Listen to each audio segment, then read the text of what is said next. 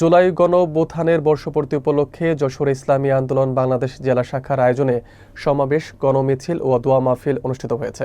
বিস্তারিত থাকছে শাওন হোসেনের প্রতিবেদনে।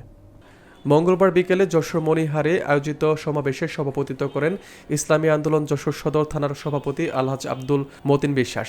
এতে প্রধান অতিথি হিসেবে বক্তব্য রাখেন ইসলামী আন্দোলনের কেন্দ্রীয় কমিটির শিল্প ও বাণিজ্য বিষয়ক সম্পাদক মাওলানা সোয়াইব হোসেন। অন্যান্যের মধ্যে বক্তব্য রাখেন জেলা সভাপতি মিয়া মোহাম্মদ আব্দুল হালিম, সেক্রেটারি মোহাম্মদ আলী সর্দার, শ্রমিক আন্দোলনের সেক্রেটারি গাজী শহীদুল ইসলাম, যুব আন্দোলনের সভাপতি আফজর বিন হাফিজ, ছাত্র আন্দোলনের সভাপতি ইমরান হোসাইন এবং অঙ্গ সংগঠনের নেতাকর্মীরা। সমাবেশে বক্তারা বলেন, জুলাই গণঅভ্যুত্থান ছিল গণজাগরণের প্রতীক। শহীদদের রক্ত বৃথা যাবে না।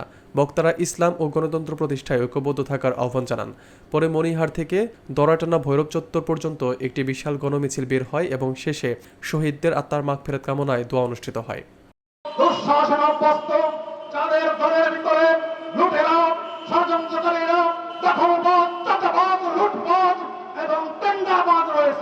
তাদের দ্বারা দেশ এবং দেশের জনগণ কখনো শান্তি আসতে পারে না, শান্তি পেতে পারে না।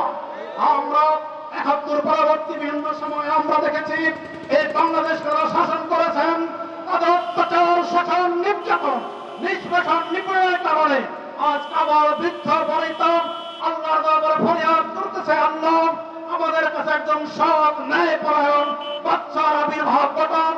আমরা অত্যাচারিত, শোষিত, নিষ্পেষিত, নির্যাতিত, নিপীড়িত, বঞ্চিত, লাঞ্ছিত, অবহেলিত, ধর্ষিত, আমরা খুনিদের নির্যাতনে, আমরা চটবস্ত্র লুণ্ঠনে, আমরা আতঙ্কিত, আমরা তটস্থ। আমরা শান্তি চাই, মুক্তি চাই, স্বাধীনতার প্রকৃত অর্থ বহ করে আমরা মুক্তি চাই। আমরা শক্তিতে, নিরাপত্তার নিশ্চিন্তে বসবাস করতে চাই।